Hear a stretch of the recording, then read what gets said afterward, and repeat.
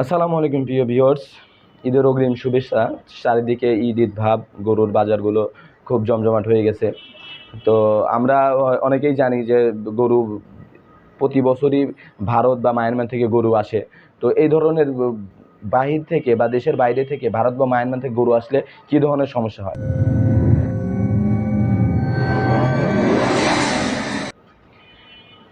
স্বাভাবিকভাবে আমরা জানি যে যোগান বাড়লে দাম কমে যায়।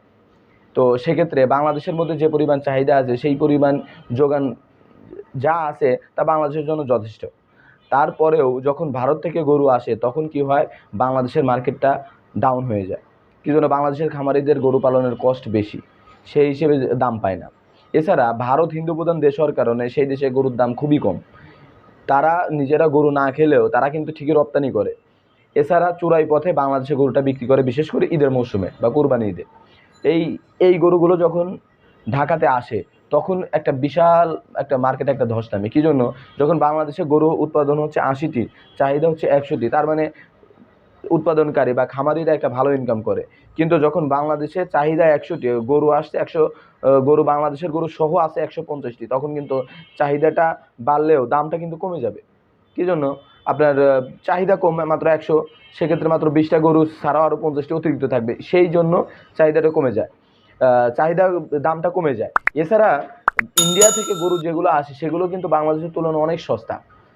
এইটাও একটা মার্কেটে একটা বিশাল ইম্প্যাক্ট পড়ে। এবছর সরকার কর্তৃক ভারত থেকে গরু আমদানি নিষেধ থাকলেও মানছে না চোরা কারবারিরা। এ সম্পর্কে দুইটি নিউজ দেখে আসি চলুন। রাতে সবাই যখন ঘুমিয়ে ঠিক তখনই যেন দিনের শুরু পশু চোরা কারবারিদের। ভারত সীমান্তের কাঁটাতার পেরিয়ে গরু মহিষ সহ নানা ধরনের পশুর চালান নির্দিষ্ট এলাকা পর্যন্ত পৌঁছে দিতে পারলেই মিলে পারিশ্রমিক। সীমান্তরক্ষীদের চোখ ফাঁকি দিতে নানা কৌশলে এসব চোরা কারবারিরা সিলেট অঞ্চলের বিভিন্ন সীমান্ত দিয়ে বছরের পর বছর করছে ব্যবসা। এছাড়া সীমান্তবর্তী হাটগুলো চোরাচালানকৃত গরুর বৈধতা দানকারী প্রতিষ্ঠান হিসেবে কাজ করছে। এ ব্যাপারে চ্যানেল 24-এর একটি নিউজ দেখে আসা যাক চলুন। মিয়ানমার থেকে চোরাই পথে অবাধে দেশে ঢুকছে গরু। বান্দরবানের নাইক্ষ্যংছড়ি সীমান্ত হয়ে এসব অবৈধ গরু সারা দেশে ছড়িয়ে পড়ছে বৈধ উপায়ে, যার অনুমোদন দিচ্ছে কক্সবাজারের রামু উপজেলার গর্জনিয়া বাজার কর্তৃপক্ষ।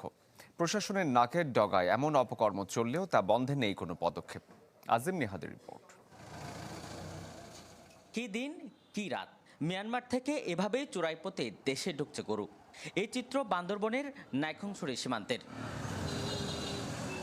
স্থানীয়রা জানান, গেল কয়েক বছর ধরেই একটি সিন্ডিকেট এমন অপকর্ম চালালেও প্রশাসন নীরব, কারণ তাদের ম্যানেজ করেই চলছে সব কাজ। বান্দরবন দিয়ে চোরাই পথে আসা গরু সারা দেশে বিক্রির জন্য প্রকাশ্যেই অনুমোদন দিচ্ছে কক্সবাজারের রামু উপজেলার গর্জনিয়া বাজার কর্তৃপক্ষ। তো আপনি বলতে পারেন যে বাংলাদেশে গরু আসা উচিত বা অনুচিত, বা সরকারের কি ধরনের পদক্ষেপ নেওয়া উচিত এটা রোধ করতে, আমাদেরকে কমেন্ট করে জানাতে পারেন। আসসালামু আলাইকুম।